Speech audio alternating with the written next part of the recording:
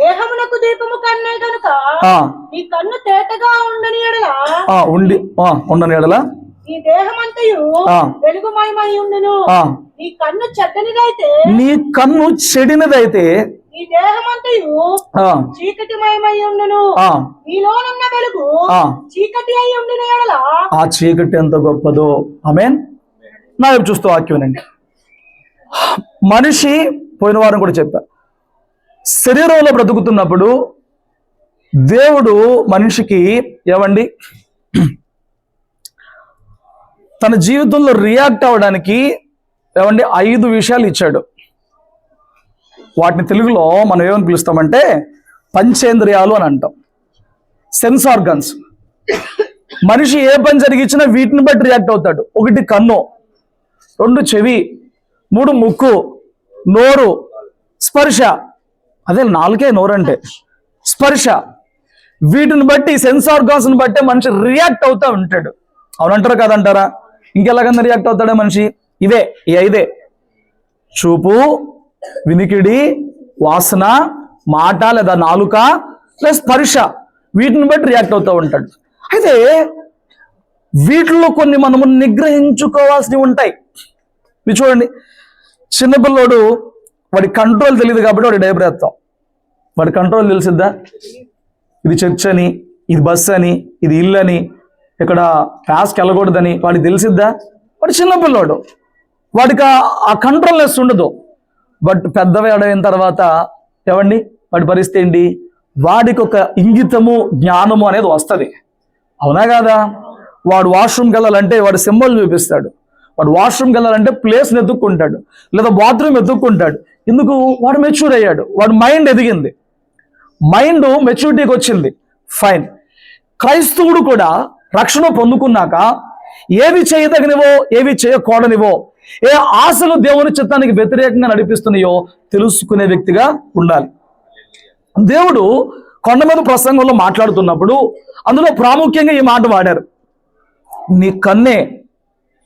ఏమండి? నీ దేహమునకు దీపము నీ కన్నే. దేహం అంతటికీ దీపం కన్నేనంట. కన్ను చెడిపోతే దేహమంతా చెడిపోద్ది. కన్ను అపవిత్రమైతే దేహమంతా అపవిత్రం అయిపోద్ది. ఏమండి? ఈ రోజున మనిషి పాపం ఎంతో కష్టపడి ఎన్నో మెగాపిక్సెల్ కెమెరాలు తయారు చేస్తున్నాడు. ఎన్ని మెగాపిక్సెల్ కెమెరా తయారు చేసినప్పటికి కూడా దీనంత క్లియర్గా కనిపించేది ఏది కూడా ఉండదు. ఇది చూసిన ప్రతి ఒక్కటి రిసీవ్ చేసుకునేది, ఇది చూసిన ప్రతి ఒక్కటి రికగ్నైజ్ చేసుకునేది, గుర్తుంచుకునేది, గుర్తు తెచ్చుకునేది. ఈ కళ్ళు మన మెదడులో ఉన్న ఆ సెన్స్ ఆర్గన్స్తో రియాక్ట్ అయ్యి అన్ని స్టోర్ చేసుకుంటే అన్ని రివైజ్ చేసుకుంటూ ఉంటాయి అన్నమాట కళ్ళు. నా మాట మీద జాగ్రత్తనండి. అయితే క్రైస్తవుడికి లోకంలో ఉంటున్నప్పుడు మనం చూసే వాటి విషయంలో జాగ్రత్తగా ఉండకపోతే మనం చూసే అనేకమైనవి మనలో అనేకమైన ఆశలు పుట్టించి, అనేకమైన కోరికలు పుట్టించి, ఏమండి అవి దేవుని చిత్తానికి వ్యతిరేకంగా నడిపించి మనల్ని పాడు చేసే అవకాశము ఉంటుంది. నేను మీకు ఒక మాట చూపిస్తాను, రండి ఒకసారి. ప్రసంగి గ్రంథం 1:8 ఇలా ఉంటుంది. ఒకసారి తీయండి. ప్రసంగి 1:8. సమస్తము జరిగించుచున్నది, మనుషులు దాన్ని వివరింపజాలరు. చూచుట చేత కన్ను తృప్తి పొందకున్నది. చూచుట చేత కంటికి తృప్తి ఉండదు. వినుట చేత, అదే వినటం తర్వాత చూద్దాం. మీరు మాట్లాడుతున్నారు, మాట్లాడు. చూచుట చేత కన్నుకి ఏం రాదంట? తృప్తి వచ్చిందండి. బైబిల్ తీసుకుని కాసేపు చదువు, ఎక్కదో. ఫోన్ తీసుకుని కాసేపు కూర్చో, కన్ను చాలే ఆపరా అని అందది అనిద్దా? చూచుట చేత తృప్తి రాదండి ఎప్పటికీ. నా మాటలు చాలా జాగ్రత్తనండి. మనిషి ఏవైతే చూస్తాడో చూసి సరిపెట్టుకోడు. చూసింది అది ఏదైతే అది దాన్ని అనుభవించడానికి ఇష్టపడతాడు. నువ్వు చూసింది తినేదైతే తినాలని, నువ్వు చూసింది ఇంట్లో వస్తువైతే కొనుక్కొని పెట్టుకోవాలని, నువ్వు చూసింది ధరించుకుందైతే ధరించుకోవాలని నీ కన్ను నిన్ను ఉద్రేకపరిచే ప్రయత్నం చేస్తూ ఉంటుంది. నీ కన్ను నిన్ను మోటివేట్ చేసే ప్రయత్నం చేస్తూ ఉంటుంది. నీ కన్ను నువ్వు చూసిన వాటి మీద నీకు ఆశను పుట్టిస్తూ ఉంటుంది. అవునా కదా? మన కన్ను మనకు ఆశలు పుట్టిస్తూ ఉంటుంది. అయితే నేను అంటున్నాను, నీ కన్నుని నీ హృదయం ఎప్పుడూ వెంబడించకూడదు.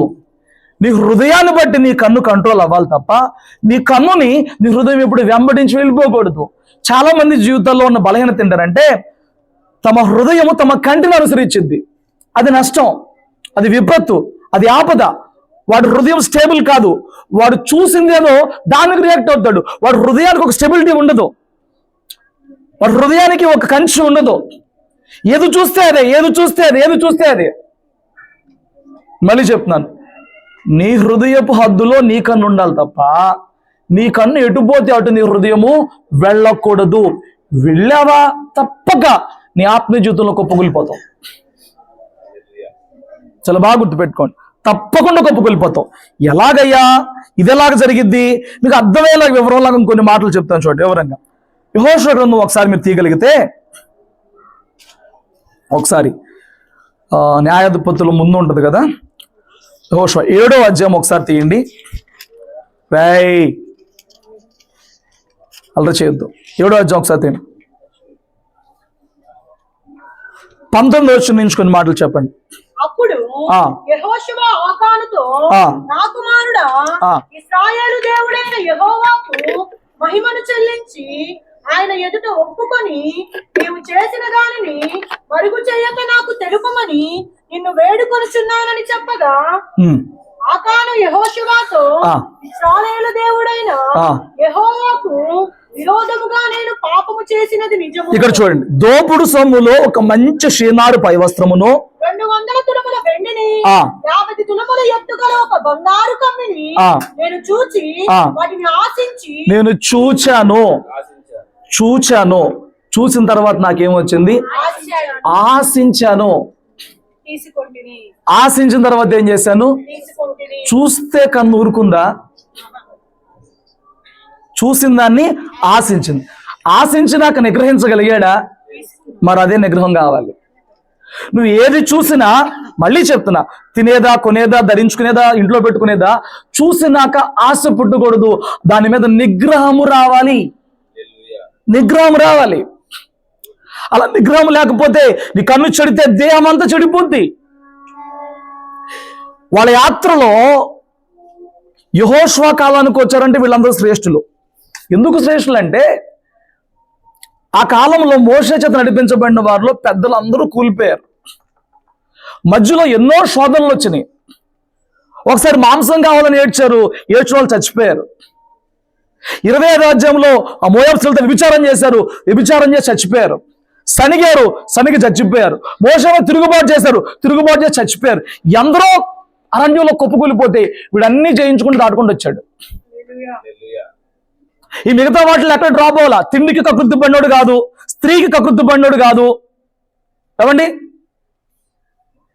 నాకు అధికారం కావాలని మోషే తిరుగుబాటు చేసినోడు కాదు, ఆ శ్రమలో ఆయాసంలో సనిగినోడు కాదు, సనిగితో చచ్చిపోయారు కొంతమంది, సనికి సమానకు చేతబడిపోయారు కొంతమంది. ఇవేవి ఈ పాపములే వేటిలో వాళ్ళు లేడు. కానీ ఎరుకో కోల చేసినప్పుడు ప్రభు చెప్పాడు, ఎరుకో శపితమైంది. ఆ శపితమైన దాంట్లో మీరు దేన్ని పట్టుకోవద్దు. ఆ బంగారము వెండేమన్నా ఉంటే ఆ అగ్నిలో వేసి తీసి యెహోవా దేవాలయంలో బొక్కసంలో పెట్టండి, ఖజానాలో పెట్టండి. మీరు వాటిని శపితమైన మీరు తీసుకోవద్దని చెప్పని ప్రభు కరాఖండిగా చెప్పాడండి. బట్ వాడు యుద్ధం చేసుకుంటూ ఆ పాలెములో జయించుకుంటూ వెళ్తున్నప్పుడు వాడు ఆ ఎరుకోలో ఒక ఇంట్లోకి వెళ్ళి వాళ్ళని హత్య చేస్తున్నప్పుడు, వాళ్ళని చంపుతున్నప్పుడు వాడి కంట్లో కొంత బంగారం, కొంత వెండి, నేను లెక్కెత్తే మహా అయితే 3 నుంచి 5 లక్షలు కూడా చేయలేదండి. అది మహా అయితే 3 నుంచి 5 లక్షలు కూడా ఉండదు. వాడు ఆశపడి తీసుకుంది.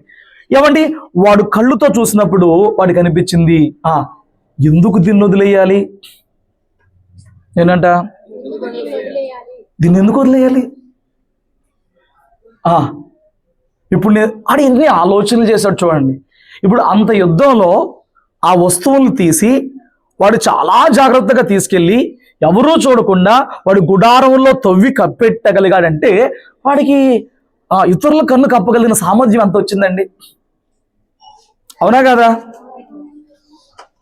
కానీ ఈ విషయము ఎవరికీ తెలియదు, ఈ విషయం దేవుడికి తెలుసు. నేను చెప్తున్నా, నీ కళ్ళతో ఏం చూస్తున్నావో, చూసిన దాంట్లో ఎన్ని ఆశిస్తున్నావో, మోహిస్తున్నావో, ఏమండి ఆ మోహంలో పడిపోతున్నావో, శోధించబడుతున్నావో,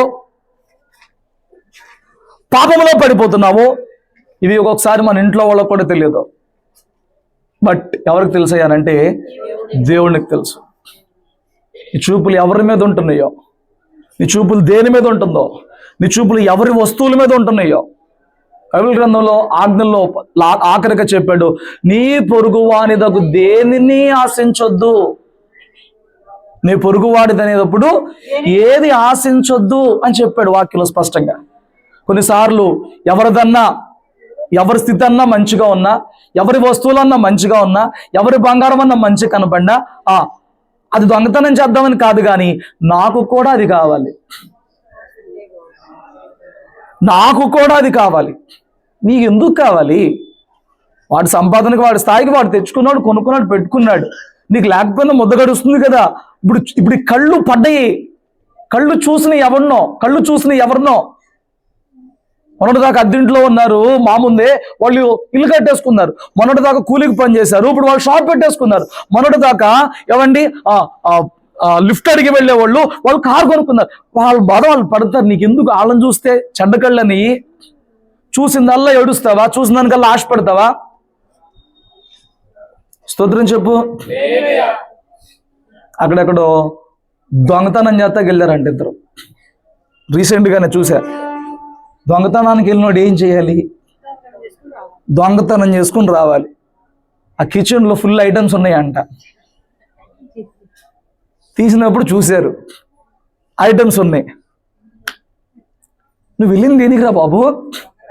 శుభ్రంగా కూర్చుని పెట్టుకుని ఆడు శుభ్రంగా తినే నిద్ర వచ్చేసిందంట ఇద్దరికి. అక్కడే పడుకున్నారు. పొద్దున్నీళ్ళు వచ్చారు, ఓపెన్ చేస్తే ఇంకేముంది, దొంగలు పట్టుకున్నారు, పేపర్లు వేశారు. సార్ దొంగతనం చేయమని నేను చెప్పట్లా, బట్ వెళ్ళిన పని ఎందుకు విజయం అవ్వలా? కళ్ళు ఉన్నాయే, కళ్ళు చూసిన తర్వాత ఊరుకోవండి, చూసిన తర్వాత ఒప్పుకోవండి, చూసిన తర్వాత తిప్పుకోవడానికి ఇష్టపడవండి. అక్కడ అతుక్కుపోతాయి. నీ కళ్ళు బలహీనమైన కళ్ళ, నీ కళ్ళు చూసిన ప్రతిదానిని ఆశించే కళ్ళ, నీ కన్ను చెడ్డ కన్నా జాగ్రత్త, నీకు మంచిది కాదు. వాడు ఎంత టాలెంటెడ్ అంటే, అంత యుద్ధంలో, అంత పోరాటంలో అంతమంది చూస్తూ ఉన్నప్పటికి కూడా అందరి కళ్ళు కప్పి వాడి కంట్లో ఏది పడిందో ఎవరి కంట్లో పడకుండా తీసుకొచ్చి ఇంట్లో పెట్టాడు. బట్ ఎవరు చూశారు? దేవుడు చూశాడు, దేవుడు చూస్తున్నాడు. ఈరోజు నీ చూపును బట్టి నువ్వు ఎలాంటి ఆలోచనలు కలిగి ఉంటున్నావు, ఆశలు కలిగి ఉంటున్నావు, దేవుడు చూస్తాడు. ఈ రాత్రి దేవుడు వాటి గురించి ఎందుకు మాట్లాడుస్తున్నాడు అయ్యానంటే, అటువంటి బలహీనతలలో, ఇటువంటి పాపములను నువ్వు పడిపోవద్దని. ఇలాంటి వాటిలో నువ్వు పడిపోవద్దు. నీ కన్నును కంట్రోల్గా పెట్టుకో. నీ కన్ను చెడిపోద్ది, నీ బతుకు చెడిపోద్ది, నీ దేహం చెడిపోద్ది, పాడైపోతావు. హల్లెలూయా. పాపం వాడు చేసిన పనికి ఇజ్రాయేలీలు మరొక చిన్న పట్టణం మీదకి యుద్ధానికి వెళ్ళినప్పుడు, హాయ్ అనే పట్టణం మీద యుద్ధానికి వెళ్ళినప్పుడు 36 మంది చచ్చిపోయారండి. దగ్గర యెహోషువ పిచ్చి వచ్చేసింది. 1వ అధ్యాయంలో నాతో వాగ్దానం చేసావు, మోషే చనిపోయినాక నీకు తోడుగా ఉందని చెప్పి నువ్వు వాగ్దానం చేసావు. ఈ రోజున నువ్వు ఎక్కడికి వెళ్ళినా విజయమే ఇస్తానని చెప్పి నువ్వు వాగ్దానం చేసావు. ఎక్కడికి వెళ్ళినా ప్రతి ఒక్కడు నీకు ఓడిపోతాడని చెప్పని నీకు సాగిలిపోతాడు. ఇన్ని వాగ్దానాలు చేసావు. అయ్యో బాబోయ్, నీ వాగ్దానాలు ఏమైపోయినాయి, ఇప్పుడు ఈ ప్రజలకు నేనేమేం చెప్పను అని చెప్పని మనసు ముందు దుమ్ము దుళ్ళేసుకుని ఏడుస్తా కూర్చున్నాడండి. అప్పుడు వచ్చి అంటాడు, ఎందుకు ఇక్కడ కూర్చుని ఏడుస్తావు? ఏమండి, కొంతమంది అనుకుంటారు కన్నీటి ప్రార్థన వల్లనే అంతా యుద్ధం అనుకుంటారు. బట్ అక్కడ మోషేదో యెహోషువతో దేవుడు వచ్చి అన్నాడు, ఎందుకు ఎడుతావు? ఇక్కడ అన్నిసార్లు ఎడితే పని అవద్దు, ఏది తొలగించాలి. అప్పుడు చెప్తాడు, ఇజ్రాయెల్లో ఒకడు పాపం చేశాడు. ఇప్పుడు నేను ఇక్కడ ఎంత కూర్చుని ఏడ్చినా ఆ పాపము సరిచేయబడినంత వరకు వీళ్ళకి విజయము రాదు. చీట్లు వేశారు, దేవుడు చూపించాడు. యూదా గోత్రంలోకి వెళ్ళారు. ఏమండి, ఆకాను కుటుంబంలో మూలపితరుడికి వెళ్ళారు. ఒకళ్ళ తర్వాత నుంచో పెట్టారు. చివరికి ఎవరి పేరు మీద వచ్చిందనంటే ఆకాన్ పేరు మీద వచ్చింది. వాడు నుంచో పెట్టిన ఆయన దేవుడిని మహింపరచరా, నువ్వు దొరికిపోయావు, ఇప్పటికైనా చెప్పరు ఏం చేసావంటే వాడు చెప్తున్నాడు, నేను యుద్ధానికి వెళ్ళినప్పుడు ఒక చోట ఎంత బంగారం, ఎంత వెండి, ఒక క్షీణారు వస్త్రం చూసి ఆశించి తెచ్చుకుని దాచుకున్నా. ఏం చేశాడంట? ఎప్పుడు చెప్తా ఉంటా, నేను మా చిన్నప్పుడు మా అమ్మ చెప్పేది, గీతలు కాసుకుంటా కానీ అటు పక్కగా వెళ్ళిందంట, పొలాల పక్కగా. అక్కడేంటి మెరుత్త కనబడిందంట. ఏంట్రా మెరుత్త కనబడిందని చెప్పిన దగ్గరికి వెళ్ళి చూస్తే బంగారు ముక్కు పుడక. ఈ తల్లి ప్రార్థన చేసి, తల్లి ఇంకేమన్నా ఉందా, ఫ్రీగా వచ్చేది వదలం కదా, దొరికేటప్పుడు దాన్ని తెచ్చేసుకుంది. ఏ కొంగులో ముడిగట్టుకుంది, ఇంటికి వచ్చింది. ఆ రాత్రి నుంచి తేడాగా ప్రవర్తిస్తుంది. వీళ్ళకి అర్థం కావట్లా. రాత్రికి కథ మారిపోయింది అంతా. ఏమండి, 2 రోజులు చూసి 3 రోజు పాస్టర్ గారికి పిలిపించారు. అయ్యా, ఈ తల్లిని మా కంట్రోల్లో ఉండలేదు, చూడండి ఒకసారి అని చెప్పని పాస్టర్ గారిని పిలిపించారు. పాస్టర్ గారు వచ్చిన తర్వాత ఎవరిని కూర్చోబెట్టి ప్రార్థన చేస్తాను. నువ్వెందుకు వచ్చావు అంటుంది. అసలు నువ్వెవరు, నన్ను ఎందుకు వచ్చావు అంటున్నావు, నువ్వెందుకు వచ్చావు, వెళ్ళిపో అదనంటే, నేను వెళ్ళను. ఎందుకు వెళ్ళావు? నా వస్తువు ఈవిడ తెచ్చింది, ఈవిడ దగ్గర ఉంది, ఈవిడ దగ్గరే ఉంటాను నేను. మా తల్లి ఏం తెచ్చావు చెప్పే అంటే, ఈ తల్లి చెప్పే స్థితిలో లేదు. అదే ఏం తెచ్చిందో చెప్పండి, నా ముక్కు పొడుగు ఈవిడ దగ్గర ఉందంటుందంట.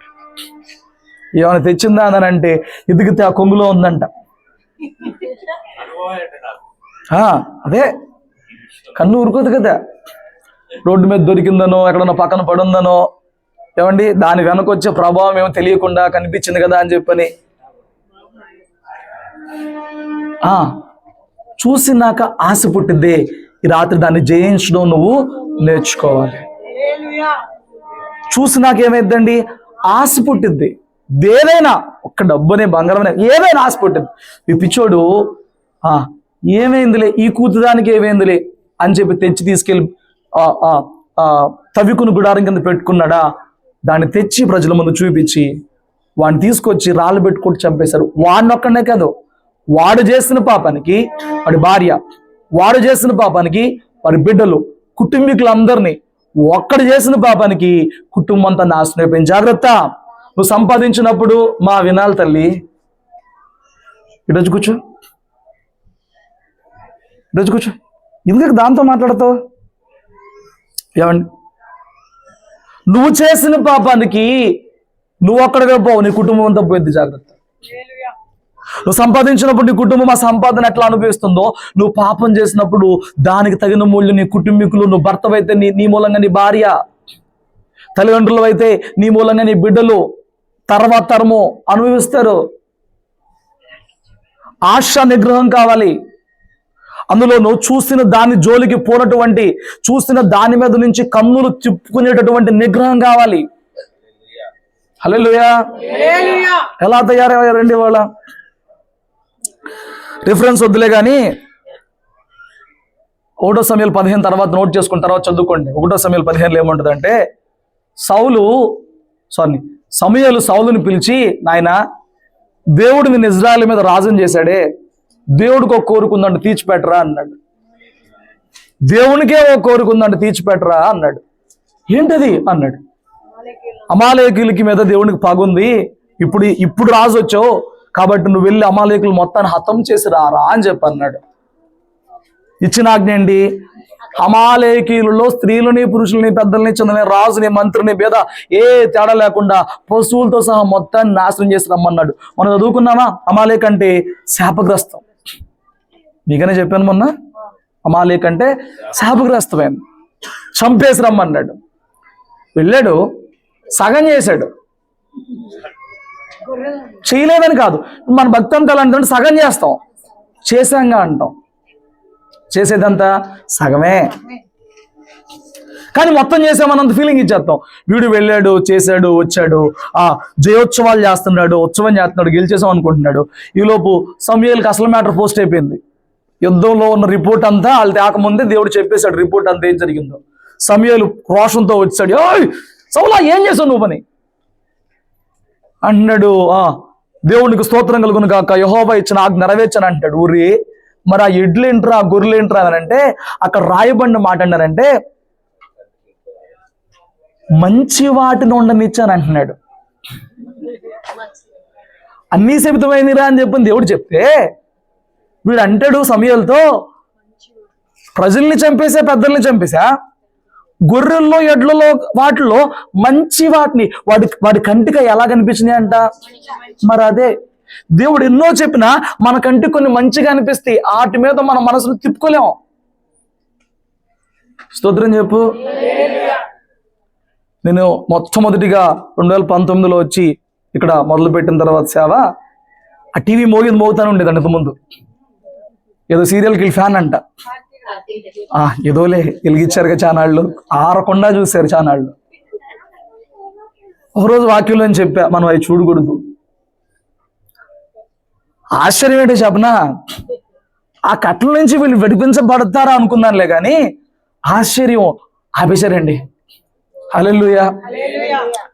సాతానుడు అడ్వాన్స్ అయ్యి ఇప్పుడు ఏం చేశాడు చెప్పనా, అందరూ కూర్చుని ఒక చోట చూడలేకపోతే అందరూ ఒక్కోసారి కూర్చొని చూపిస్తానని చెప్పని ఫోన్ ఇచ్చాడు. అవునా కదా? టెక్నాలజీతో పాటు వాడు కూడా అప్డేట్ అవుతున్నాడా లేదా? వాట్సాప్లో మెసేజ్ కోసమే తీస్తావు ఫోను, కాల్ చేద్దామని తీస్తావు, ఫోన్పేలో బ్యాలెన్స్ చెక్ చేసుకుందామని తీస్తావు, ఫ్రెండ్కి మెసేజ్ పడ్డామని తీస్తావు. ఆ పైన ఏదో నోటిఫికేషన్ వచ్చింది. ఒక్కొక్కరు ఫోన్ నేను తీసుకుంటాను, ఏదన్నా పని ఉండి ఏదన్నా చేసి పెట్టమని ఫోన్ తీసుకుంటాను, ఆ టపటప నోటిఫికేషన్లు వస్తూ ఉంటాయి. ఇంటర్ బాబు అంటే స్నాప్చాట్ అంట, ఇన్స్టాగ్రామ్ అంట, షేర్ చాట్ అంట, అదంట ఇదా. అసలు ఆ నోటిఫికేషన్స్ మ్యూట్లో పెట్టుకుని ఆప్షన్ ఒకటి ఉంటుంది తెలుసా? నీ ఫోన్లో 100 యాప్స్ ఉన్నా ఆ యాప్స్ అన్నిటి నోటిఫికేషన్ మ్యూట్లో పెట్టుకునే సెట్టింగ్ ఒకటి ఉంటుంది. అది ఆ కొంతమంది పక్కన కూర్చుంటే ఆ నెట్ ఆన్ చేయగానే అది మోగినట్టే ఉంటుంది. అది ఎంత ఓపిక, అన్ని యాప్స్ ఎట్ట చూస్తున్నాడో అనిపించింది. అన్ని యాప్స్ ఎట్ట కవర్ చేస్తున్నారు నాయన. ఈ ఉరుకుల పరుగుల జీవితంలో అవసరాలు తీర్చుకోవడానికి టైం చాలట్లేదు కదా, అసలు అన్ని యాప్స్ ఎట్ట చూస్తున్నారు ఏమండి? చూడాలి అనే ఆశతో పిల్లల కాడి నుంచి ముసలి వాళ్ళ వరకు ఫోను మనిషికి నేత్రాశలో బంధించేస్తుంది. జాగ్రత్త. హల్లెలూయా. 10 సంవత్సరాల్లో పిల్లలు కనుక అధికంగా ఫోన్ చూస్తే ఆ ఫోన్లో నుంచి వచ్చే రేస్ వల్ల వాళ్ళ మైండ్లో ఎదగాల్సిన ఎదుగుదల, ఆ మెచ్యూరిటీ లెవెల్స్, ఆ జ్ఞానము స్థిరపడడం అన్నీ తగ్గిపోయి వాళ్ళు చిన్నప్పుడే జ్ఞాపక శక్తి కోల్పోయిన వారిగా, మానసిక ఎదుగుదల లేని వారిగా మిగిలిపోతారు. బట్ వాడు పుట్టిన కాడి నుంచే వాడికి ఫోన్ అలవాటు చేస్తున్నారు. వాడు ఏడిస్తే వాడికి చేతిలో పెట్టేస్తున్నారు. నేను అంటాను, అసలు ఎవరన్నా గనక కన్సీవ్ అయితే వాళ్ళ ఇంట్లో ఒక ల్యాండ్ లైన్ పెట్టాలి, సెల్ ఫోన్ తీసి పడేయాలి, పెట్టాలి మరి. ఎందుకంటే నువ్వు వాడు పొట్టలో ఉన్న కాడి నుంచి పనే ఉంటుంది, నీకు మాట్లాడుతూ ఉంటావు. వాడు పుట్టిన కాడి నుంచి ఆడు ముందు చూస్తూ ఉంటావు, వాడికి మాత్రం అట్రాక్షన్ అవుదా? చిన్న పిల్లలండి బంధించేస్తున్నాడు. ఈ మాయదారు స్కూల్లో కూడా ఆన్లైన్ క్లాసులను మొదలు పెట్టినాయి. వాడు క్లాసులు వింటాడో తెలియదు, ఏం చేస్తాడో తెలియదు. ఆశ, వాడికి చూడాలనే ఆశ. దీనిలో నష్టం ఏంటయ్యా? చూడాలనే ఆశలో నష్టం ఏంటి? చాలా నష్టం ఉంది. అది ఎవడో గేమ్ ఆడుతున్నాడంట. గేమ్ ఏంటిది? అది ఫ్రీ ఫైరా, పబ్జీయా, ఏదో మనకు ఆ సెక్షనే తెలియదు. ఒకసారి మా బామ్మది ఓపెన్ చేసి ఇచ్చాడు, ఇది ఆడగలవా బావా అని. ఇటు అంటే పరిగెత్తడం రావడం ఎందుకు వచ్చింది కూడా మనకి అడిగాడు. పరిగెత్త నాకు రావట్లేదు, ఎంత కొట్టుకున్నా. నువ్వే వాజావరా బాబు, ఇది మనకి ఎక్కడ అడిగిన పరిగెత్తడో, కాల్చరా అంటే కాల్చడో, ఏ నొక్కాలంటే తిప్పాలంటే ఎన్ని మనకి ఎందుకు? ఒరే ఆన్లైన్ ఎందుకు, ఆఫ్లైన్లో ఆడదాం రారా గేమ్, క్రికెట్ ఆడుకుందాం అంటే రాడాడు. అట్లా తయారైపోయారండి పిల్లలు.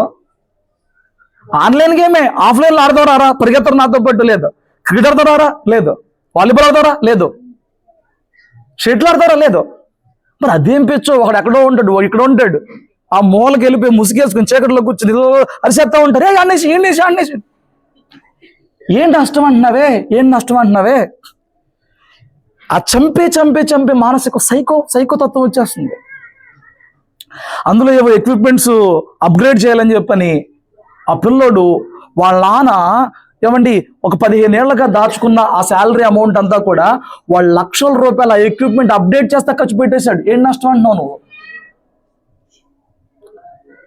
పిల్లోడి చేతిలో ఫోన్ ఉంటుంది, ఆన్లైన్ క్లాసులు అంటున్నాడు, ఏదో చేసేస్తున్నాడు, వాళ్ళకి తెలియదు ఇంట్లో వాళ్ళకి ఏం జరుగుతుందో. ఒక రోజు అవసరం వచ్చి ఏటీఎం దగ్గరికి వెళ్ళి చూసుకుంటే బ్యాలెన్స్ లేదు, పరిగెత్తుకుంటూ వెళ్ళారు. ఎక్కడికి? వాళ్ళు చెప్పారు, మీ ఫోన్లో నుంచే కట్టాను ఇవి అని చెప్పాను. ఏంట్రా అంతేరా చూసుకుంటే ఇంకా డీటెయిల్కి వెళ్తే ఆడ గేమ్కి ₹1,00,000 ఎక్విప్మెంట్ కొనేసాడు. గేమ్లో ఆ నేత్రాశ వాడిని ఎలా బంధించేసింది చూడండి. ఆఫ్లైన్లో గేమ్లు లేవా అక్కడ? రోడ్డు మీద ఒళ్ళు కదిలి చెమటలు బట్టి లాంటి గేమ్స్ ఎక్కడ లేవా? లేవు, తయారు చేస్తున్నారు పిల్లల్ని అట్లాగా. స్తోత్రం చెప్పు.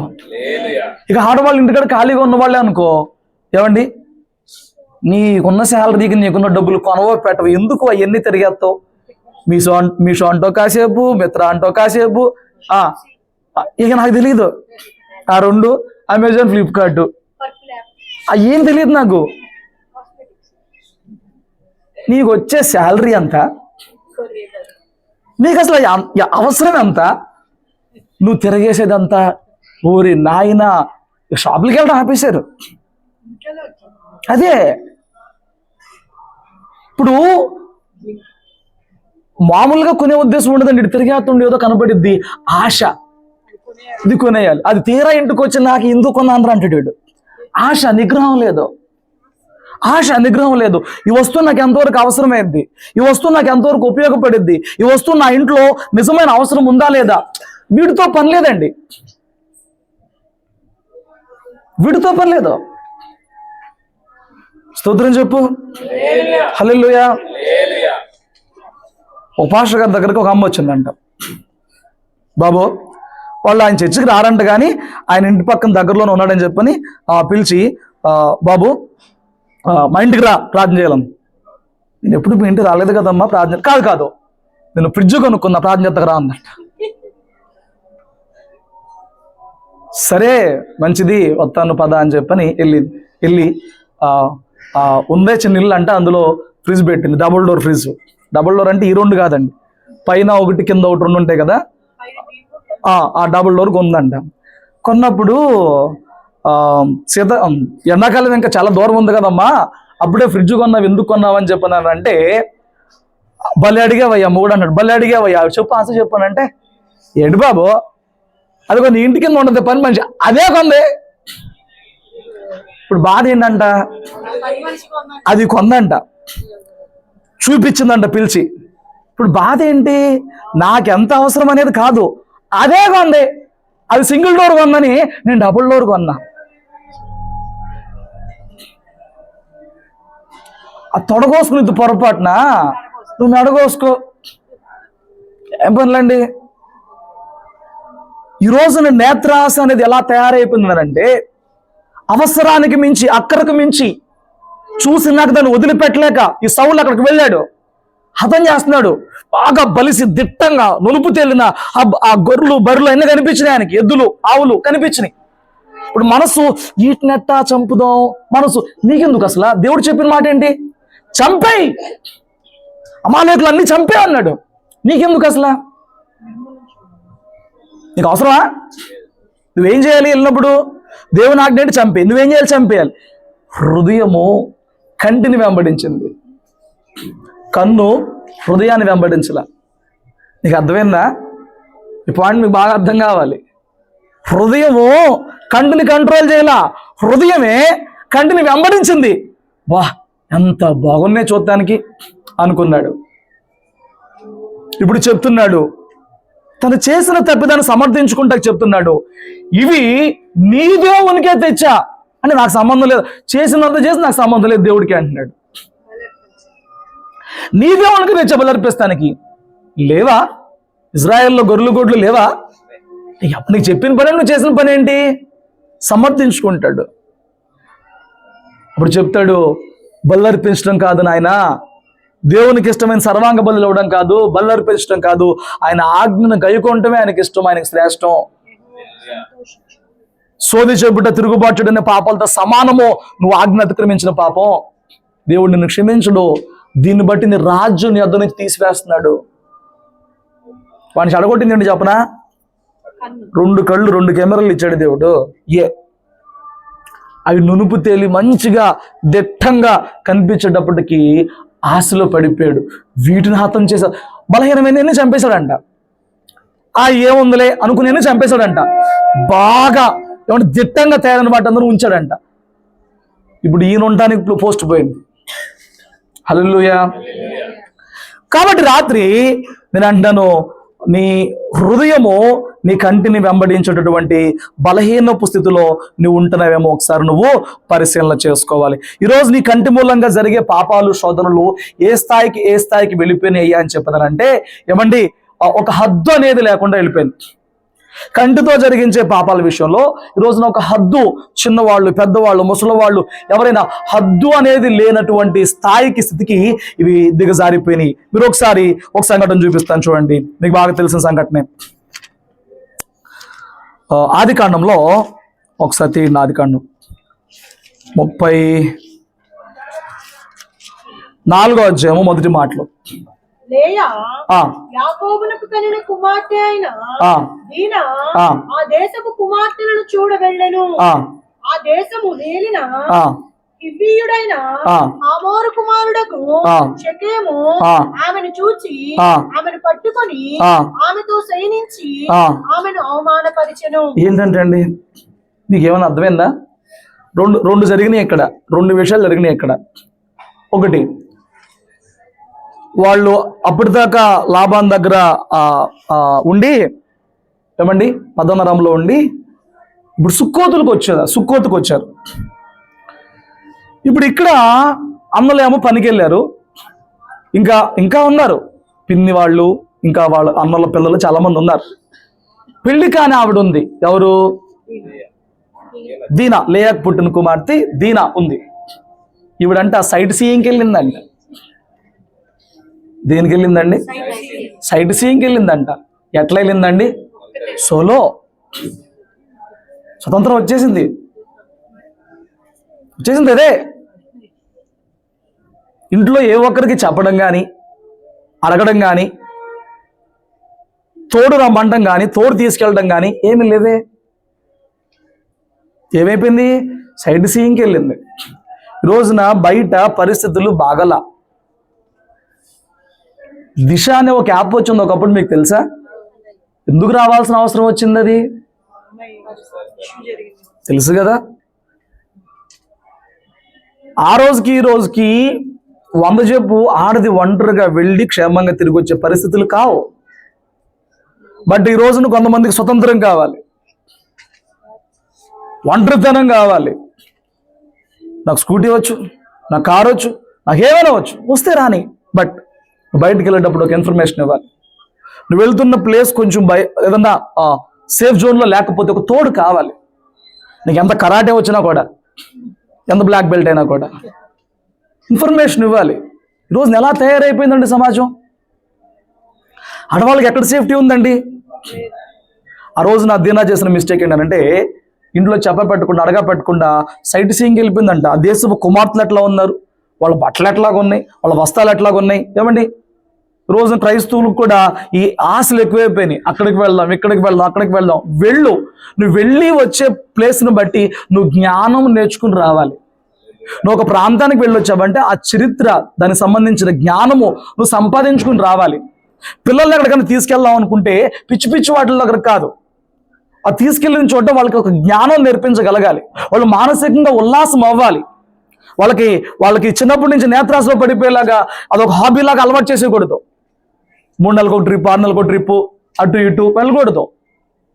స్తోత్రం చెప్పు. అసలు వెళ్ళొద్దంట్లా. మనం ఎక్కడికి వెళ్ళినా వెళ్ళి వచ్చేటప్పుడు జ్ఞానము సంపాదించుకునే లాంటి ప్రదేశాలు మనం ఎన్నుకోవాలి. హల్లెలూయా. మీ పిల్లల్ని ఎప్పుడైనా సైన్స్ ఎగ్జిబిషన్ తీసుకెళ్ళడానికి ఇష్టపడతారా, తిరణాలకు తీసుకెళ్ళడానికి ఇష్టపడతారా? ఏముంది మా నీకా వాళ్ళకా? వాళ్ళ పేరు మీద నీకా? అది అచ్చ తెలుగులో చెప్తా. అది ఇదిగో అక్కడ ఉన్న తిరణాలైనా, లేకపోతే చిన్నవాటిపల్లి ఉన్న తిరణాలైనా, లేకపోతే అన్ని తిరణాల్లో మనవి కావు. వాటి జోలికి వెళ్ళకూడదు. అక్కడ జరిగే లోతు మీకు తెలియదు, నేను తర్వాత మాట్లాడితే ఇప్పుడు కాదు. బట్ వెళ్ళకూడదు. ఎన్నో మ్యూజియంస్ ఉంటాయి, సైన్స్ ఎగ్జిబిషన్స్ ఉంటాయి, ఎంతో చరిత్ర ఉంటుంది. ఏమండి అది నేర్పించు. ఎప్పుడన్నా ఎదిగింది పిల్లని బ్యాంక్ తీసుకెళ్ళి బ్యాంక్ ఫామ్ రాయడం నేర్పించావా? అది ఎంటర్ అయిపోతాడు, బ్యాంక్ ఫామ్ రాయలేడు. అది డిగ్రీ చదువుతాడు, బ్యాంక్ ఫామ్ రాయలేడు. అటు బ్యాంక్ తీసుకెళ్ళి ఆ బ్యాంకులో ఆ సిస్టమ్ ఎలా ఉంటుందో చూపించు, ఆ లైన్ ఎలా ఉంటుందో చూపించు, ఆ కష్టం ఎలా ఉంటుందో చూపించు. వాడిని ఎప్పుడైనా ఇప్పుడు లేదులే, రేషన్ షాప్కి తీసుకెళ్తే అర్థమైంది ఎంతసేపు కిలో నుంచో వాళ్ళు మా చిన్నప్పుడు. ఇప్పుడు లేదు, మరి మారిపోయిన సిస్టమ్ ఉంది. మా ఏమేమి చూపించాలి? లోకంలో ఎలా ఉంది చూపించాలి, లోకంలో నేర్చుకోవాల్సిన జ్ఞానం చూపించాలి. ఏమండి, చదువుకున్న పిల్లలండి ఏటీఎంల నుంచి డబ్బులు తెత్తం వచ్చేది కాదు. ఇప్పుడు ఫోన్పే వచ్చేసి కాబట్టి దొరకట్లేదు, కానీ లేకపోతే కొంతమందికి ఆ ఏటీఎంలో డబ్బులు తెత్తం పిన్ పెట్టుకుంటూ రాదు. చదువుకున్న పిల్లలు, పెద్దవాళ్ళ గురించి మాట్లాడట్లా. ఎందుకంటే వీళ్ళు ఎంతసేపు వీళ్ళకి లోకంలో ఉన్నది చూపించే ప్రయత్నం చేశారు తప్ప బ్రతకడానికి కావాల్సిన జ్ఞానమును చూపించి నేర్పించే ప్రయత్నం చేయట్లా. హల్లెలూయా. ఆ స్కూల్లో టీచర్తోనో హెడ్ మాస్టర్తోనో మాట్లాడి ఆ పిల్లలకి పర్మిషన్ తీసుకుని ఒకసారి జైలుకి తీసుకెళ్ళాలి. నేను ఎప్పటి నుంచో అనుకుంటాను అలాగా. జైలుకి తీసుకెళ్ళాలి, తీసుకెళ్ళి దూరం నుంచి వాళ్ళని చూపెట్టాలి, వాళ్ళు పాడే పాటలన్నీ చూపెట్టాలి. చూపెట్టి ఇదిగో తాగితే ఇట్లా చేస్తారు, అమ్మాయిలు ఎడిపితే ఇట్లా చేస్తారు, డబ్బులు దొంగతనం ఇట్లా చేస్తారు. వాళ్ళకి చిన్నప్పటి నుంచే భయాలు చూపించాలి. ఎట్లా ఉంటుంది జైలు అనేది, భయాలు తెలియకేగా, అవి చూపించాలండి. ఆ స్కూల్లో ఉన్న వాళ్ళతో మాట్లాడి, ఆ జైలు ఎవరు ఉంటారో ఆ జైలర్తో మాట్లాడి, ఏమండి పిల్లలకి కొంచెం అవగాహన కోసం వాళ్ళకి ఇప్పుడు అని చెప్పి అవి నేర్పించాలి. ఏమన్నా నేర్పించే అవకాశం ఉంటే. హల్లెలూయా.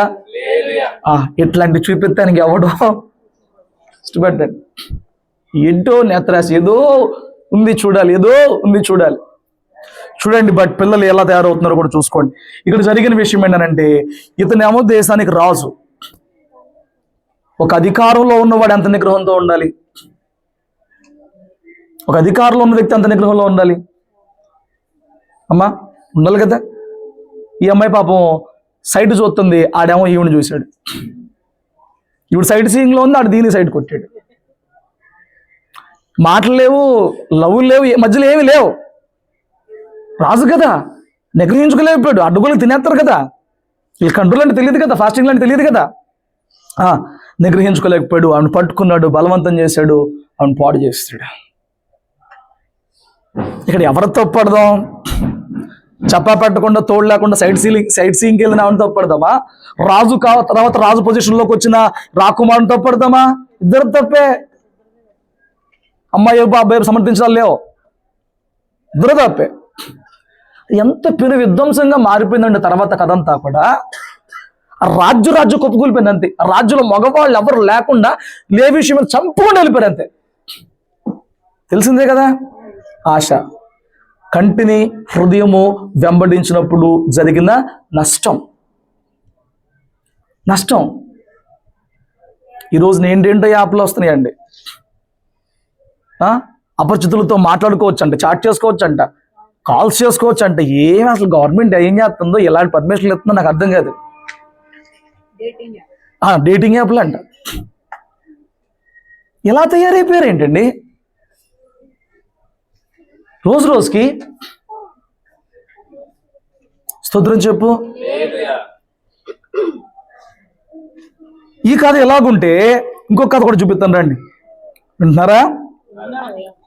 ఏమో న్యాయాధిపతుల గ్రంథం అంటే కొన్ని వినకుండా హృదయం కఠినమైపోతూ ఉంటుంది. అతి ప్రాముఖ్యంగా ఏ మనం టచ్ చేస్తే అక్కడి నుంచి ముందుకు వెళ్ళాం. న్యాయాధిపతులు 14 మొదటి మాటలు చదవండి. తిమ్నాతుకు వెళ్ళి తిమ్నాతులో ఫిలిష్తీయుల కుమార్తెలలో ఒకతిని చూచెను. అతడు తిరిగి వచ్చి తిమ్నాతులో ఫిలిష్తీయులు కుమార్తెలలో ఒకతిని చూసి మీరు ఆమెను నాకు ఇచ్చి పెళ్లి చేయవలనని. పాపం వీడు కొంచెం నైవేలేండి, లవ్ ఎట్ ఫస్ట్ సైట్ అంట. ఎవరు? సంసోన్.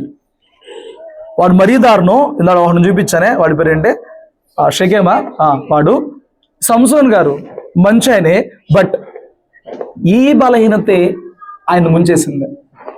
ఎక్కడికి వెళ్తే అక్కడ తిమ్నాతులో ఒకతను చూసాను, ఫిలిస్తీన్లో ఒకతను చూసాను, షోరేక్ లోయలో ఒకతను చూసాను. చూసుకుంటా ఎంతసేపు చూస్తామే. ఏంటోనండి, రోడ్డు మీదకి వెళితే స్త్రీలైనా పురుషులైనా నువ్వే పని మీదకి వెళ్ళావో ఆ పని వైపుని కళ్ళు ఉండాలి.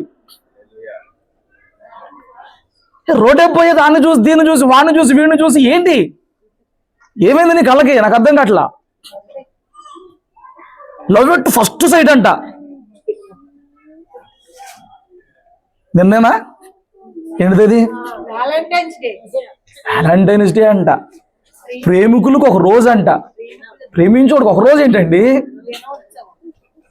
అయ్యా? ఈ ప్రేమికులు ఎక్కడో చూసుకున్నారు.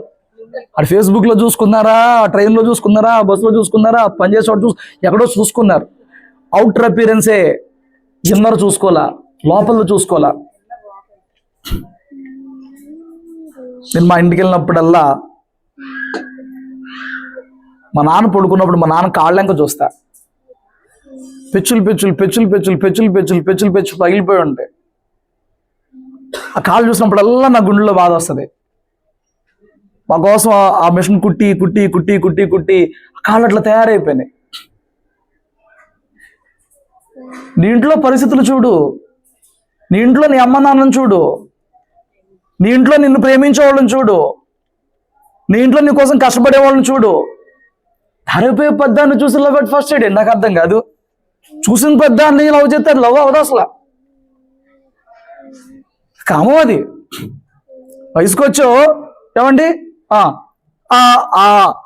హార్మోన్స్ ప్రభావం నీ మీద అంత బలంగా పనిచేస్తుంది. ఆకర్షించబడిపోతున్నావు, ఎవరిని చూసినా కళ్ళు తిప్పుకోలేకపోతున్నావు. బట్ జాగ్రత్త, సంసోను ఎలాగైతే దేవుని ఎంపికలో ఉన్నాడో ఇక్కడ కూర్చున్న మనం ప్రతి ఒక్కరూ పెళ్ళైనా అవ్వకపోయినా దేవుని ఎంపికలో ఉన్నవారం అనే విషయం మనం గుర్తుపెట్టుకోవాలి. వయసుతో సంబంధం లేదు ఈ రోజున ఇలాంటి పాపాలకి, వయసుతో నిమిత్తం లేదు ఇలాంటి పాపాలకి. పనిచేసే చోట మంచిగా మాట్లాడుతున్నాడని, మంచిగా ఉన్నాడని, మంచిగా ఉందని నీకు ఏం తెలుసు? 8 గంటలు చూస్తావు, వాడి బతుకు నీకు తెలుసా? దాని బతుకు నీకు తెలుసా? మొన్న ఒకళ్ళు చెప్తున్నారు, ఏమండి ఒకే చోట పని చేస్తారంట, ప్రేమించేసుకున్నారంట. ఇంట్లో వాళ్ళు వద్దురా బాబు అని చెప్పారంట. ఏమండి నాకు తెలుసు అమ్మాయి మంచిది, నాకు తెలుసు అమ్మాయి మంచిది. దార్థంగా చెప్పండి, ఇంట్లో ఉన్నంత ఒరిజినాలిటీగా పనిచేసే చోట ఉంటావా? ఉండవు. అక్కడ పనిచేస్తున్నాం కాబట్టి, అక్కడ జీతం సంపాదించుకోవాలి కాబట్టి, అక్కడ అందరితో మంచిగా మెలగాలి కాబట్టి మరొకటి కనబరుస్తాం, మరొకటి ప్రదర్శిస్తాం. ఒరిజినాలిటీ ఎక్కడ తెలిసిద్ది అని ఇంట్లో తెలిసిద్ది. ఎవరైనా ఎక్కడ చూసి ఇంట్లో వాళ్ళు ఏంటో, వాళ్ళ అమ్మతో ఏంటో, వాళ్ళ నాన్నతో ఏంటో, గొడవ అయితే ఏంటో, ఏమంటే తినేటప్పుడు అంటే అన్ని పరిశీలన చేస్తే అప్పుడు ఏమన్నా నచ్చినట్టు. నువ్వు ఏమీ చూడకుండా అందరికన్నా మంచిగా బట్టలు కట్టుకొచ్చిద్ది, మంచి పర్ఫ్యూమ్ కట్టుకొచ్చిద్ది, మంచి అడేసుకొచ్చిద్ది, ఏంటి ఇవన్నీ నాకు అర్థం కాదు. నాకు నచ్చింది, నాకు తెలుసు మంచి అమ్మాయి చేసుకున్నాడంట. పాప సంసోనికి అట్లాగే చెప్పారండి ఇంట్లో వాళ్ళు. ఎందుకురా బాబు మనకు అవదో, ఎందుకురా బాబు అని చెప్పారంట. వింటారా? వినరో. కన్ను చేసే మోసం ఇది, కళ్ళు చేస్తున్న మోసం అండి ఇది. హల్లెలూయా. ఎలాంటి పరిస్థితి వచ్చిందిరా బాబు అని అంటే, ఇల్లు వదిలేసేటన్న పోదామా అన్నంత పరిస్థితి వచ్చిందంట. దేన్ని బట్టి రానంటే, మీకంటే నాకు ఆ అమ్మాయి ఎక్కువ, అవసరమైతే అమ్మాయి కోసం వెళ్ళిపోతా అనే స్టేజ్ నుంచి ఆ అమ్మాయి ఎప్పుడన్నా నా జీవితం వెళ్ళిపోతే బాగుండనే స్టేజ్ మారిపోయింది కథ. ఎందుకు ఇలా మారిపోతుందంటే, కంటిని హృదయం వెంబడించింది కాబట్టి. కంటిని ఎప్పుడు హృదయము వెంబడించకూడదు. చూడండి కొన్ని మాటలు నేను మీకు చూపిస్తాను. సామెతల గ్రంథం 4వ అధ్యాయము.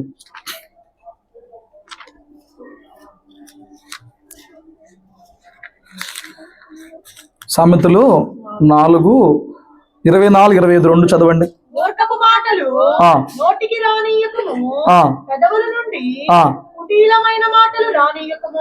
నీ కన్నులు ఇటు అటు చూడక, నీ కన్నులు ఇటు అటు చూడక సరిగాను నీ ముందు సూటిగాను ఉండాలి. అమ్మ వింటున్నారండి? దేవుని వాక్యం చెప్తుంది, ఏ పని మీద వెళ్తున్నావు దాని వైపు చూడు, పని వైపు చూడు. నీ కన్నులు ఇటు అటు ఎందుకు చూస్తున్నాయి? ఏమండి ఎందుకు చూస్తున్నాయి? నీ కన్నురేపలో నీ ముందర సూటిగా చూడాలి. ఎలా చూడాలండి? సూటిగా చూడాలి. ఒక రోజున ఒక సేవకుడు ఎవరో చెప్తున్నప్పుడు అనుకుంటా విన్నాను. ఒక స్కూల్లో ఆ టీచర్ గారు ఒక టెస్ట్ పెట్టాడు. ఆ పెట్టిన టెస్ట్ ఏంటంటే పిల్లల్లో వారికి ఉన్న నిగ్రహపు సామర్థ్యం ఎంత, కంట్రోల్ చేసుకునే సామర్థ్యం ఎంత, సెల్ఫ్ కంట్రోల్ ఎంత ఉంటుంది అని ఒక టెస్ట్ పెట్టాడు. పెట్టి వాళ్ళందరి దగ్గరికి ఒక ప్లేట్లో ఒక బౌల్ బోర్లించి ఆ బౌల్ లోపల ఒక మంచి చాక్లెట్ కేక్ తెచ్చి పెట్టాడంట. మొత్తం క్లాస్లో అందరికీ ఒక ప్లేటు, దానిలో కేక్, మంచి కేకు, దానిపైనేమో బౌల్ పెట్టి తెచ్చాడంట. పిల్లలతో చెప్పాడు, మీ ముందు నేను బౌల్ పెట్టాను, అందులో ఒక ఐటెం ఉంది, నేను హెడ్ మాస్టర్ దగ్గరికి వెళ్ళి వస్తాను 10 నిమిషాల్లో, నేను వచ్చేదాకా ఎవరు తినొద్దు, వచ్చేదాకా అందరం కలిసి తిందాం అన్నాడు. ఏంటంట, ఇప్పుడు పిల్లలకి ఇలాంటి టెస్టులు పెట్టండి, ఫస్ట్, తర్వాత చూద్దాం ఏం చేస్తారో. మీరు 5 నిమిషాలు పెట్టండి టైము. 50 మంది 60 మంది క్లాసు పెట్టాడు, ముందర పెట్టాడు, ఏమండి స్వీట్లు, వెళ్ళిపోయాడు. 10 నిమిషాల తర్వాత వచ్చాడు. 1 నిమిషం పాటు ఏంటిది ఫుడ్డే చెప్పాడు, ఏమన్నా కూడా చెప్పలా. ఏంటిది తెద్దామా, వద్దన్నాడుగా అంటాడు ఒకడు. ఏం లేదు తెద్దాం, ప్రోత్సాహంతో ఒకటి తీసాడు. అరే కేక్ రా, ఏమన్నా ఉంది ఇంకా. ఇక తర్వాత కేక్ అందరూ కేకే, అందరికి చాక్లెట్ కేకే. ఒక 2 నిమిషాల్లో మూత తెరిశారు, ఇంక 8 నిమిషాలు ఉన్నాయి. ఇప్పుడు అంటున్నారు ఆగాల సార్ వచ్చేదాకా అంటాడు ఒకడు. ఆగమన్నారు కదరా, తినేద్దాం తర్వాత చూద్దాం ఏమైద్దో. ఏంటంట, తినేద్దాంలేండి తర్వాత చూద్దాం ఏమైద్దో అంటే 57 మంది తినేశారంట. బాగా వినండి, ఎంతమంది తినలేదు, ఇంకా 3 పిల్లలు తినలా. 10 మినిట్స్ అయింది, సార్ వచ్చారు. సార్ వచ్చిన తర్వాత ఆ బౌల్ మూసేసి ఉంచారు. స్టూడెంట్స్ ఏం చేశారు అని అంటే దిక్కుమొహాలేసి కూర్చున్నారు. ఈ 3 మాత్రం, సార్ మీరు చెప్పినట్లుగానే మా ముందు నువ్వేం పెట్టావో కూడా చూడకుండా మేము దాన్ని అలాగే పెట్టు కూర్చున్నాం, ఇదిగోండి మా అని చెప్పిన బౌల్ తిత్త కేకులు ఉన్నాయి. మిగతా వాళ్ళ పరిస్థితి ఏంట్రా, ముక్కు, నోరు, పెదాలు మొత్తం ఉందన్నమాట. ఆ తర్వాత ఒక 30 సంవత్సరాలకి ఆయన గమనించింది ఏంటంటే, ఈ 60 మంది స్టూడెంట్స్ని ఆయన ఫాలో అవుతూ ఉన్నాడు వాళ్ళ లైఫ్ని. ఈ 60 మందిలో మిగతా 57 మంది క్లర్క్ గానో, ప్యూన్ గానో, మెకానిక్ లోనో, ఏమండి లేకపోతే ఏమంటారు వేరే డ్రైవర్ గానో చిన్న జాబుల్లో సెటిల్ అయిపోయారంట. ఈ 3 మాత్రం గవర్నమెంట్ జాబ్స్ లో గ్రూప్ స్టేజ్ లో గొప్ప జాబ్స్ కొట్టిన వాళ్ళుగా మిగిలారంట. ఏంటి వాళ్ళ 3కే ఉన్న సామర్థ్యం ఏంటి, మిగతా వాళ్ళకి లేని సామర్థ్యం ఏంటి? కంట్రోల్ చేసుకోవడం. చదువుకోవాల్సినప్పుడు చదువుకునే ఉంటా, ఏమండి ప్రార్థించాల్సినప్పుడు ప్రార్థన మాత్రమే చేసుకుంటాను, ఏమండి ఉపవాసం మాత్రమే ఉంటాను, పెళ్లి వయసు వరకు నేను నా పవిత్రతను కాపాడుకుంటా. కంట్రోల్ చేసుకోవడం తెలియక చూసిందల్లా ఆశపడిపోతే, చూసిన దాని జోలికల్లా పోతా ఉంటే ఏమైపోద్ది లైఫ్? ఆయన ఆ డేటా తయారు చేసి చివరికి తేల్చాడు, ఆ కంట్రోల్నెస్ అనేది చిన్నపిల్లలకి, మనిషికి చిన్నప్పటి నుంచే రావాలి. ఎప్పటి నుంచి రావాలి? చిన్నప్పటి నుంచే రావాలి. అది వారిలో ఉంటే ఏమండి వాళ్ళు ప్రతి చోట నిగ్రహించుకుని కంట్రోల్లో ఉండి ఏ స్థాయిలోకి రావాలో ఆ స్థాయిలోనికి వచ్చే బిడ్డలుగా మారతారు. రోజు నుండి దేవునిలో ఉండి కూడా ఆత్మీయ జీవితంలో ఎదగలేకపోవడానికి, ఆత్మీయ జీవితంలో ఉన్నత స్థాయికి రాలేకపోవడానికి, ప్రార్థిస్తున్నప్పటికీ కొన్ని ప్రార్థనలు నీ జీవితంలో సఫలం కాకపోవడానికి కొన్ని బలహీనతలు ఏంటి, కొన్ని కారణాలు ఏంట్రా బాబు అని చెప్పానంటే, నీ కన్నుని నీ హృదయం వెంబడిస్తుంది, నీ హృదయం నీ కంటే కంట్రోల్ చేయలేకపోతుంది. చూసిన దాని వెనకాల పరిగెట్టేస్తున్నావు, అవసరం ఉందా లేకపోతే డబ్బులు తగలెట్టేసేస్తున్నావు, అప్పులు చేసేస్తున్నావు, ఏమంటే ఆశపడుతున్నావు, తిండికి బట్టకి అన్నిటికీ నువ్వు కంట్రోల్ చేసుకోలేని స్థితిలోకి వెళ్ళిపోతున్నావు. పులుని చూసి నక్క వాతలు పెట్టుకుంటే ఏమైంది అయ్యా? చూడండి, ఇక్కడే ఎక్కడో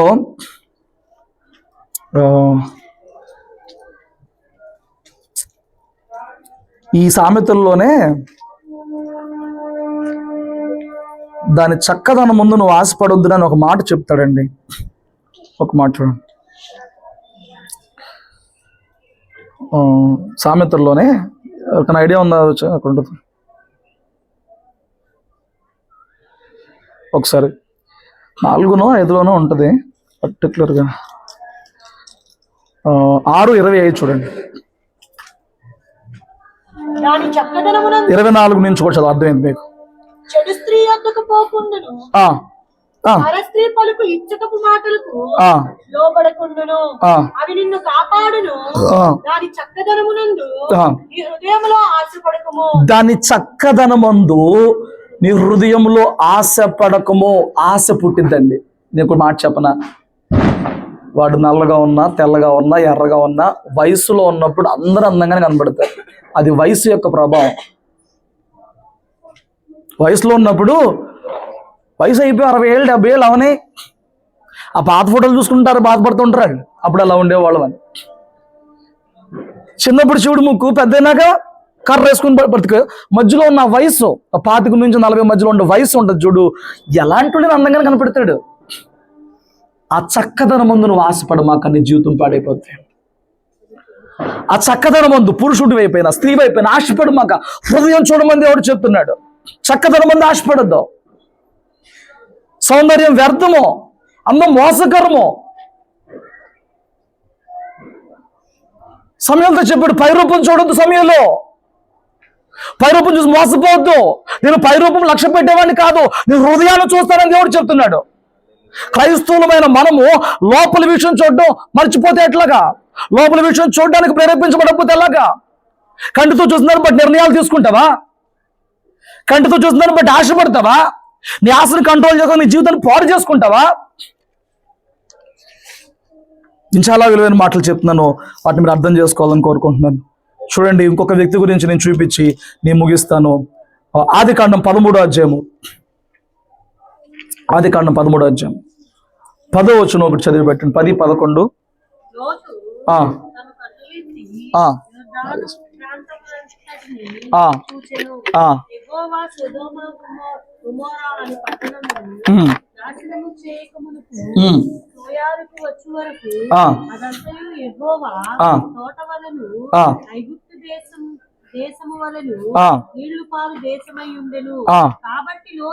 కాబట్టి లోతు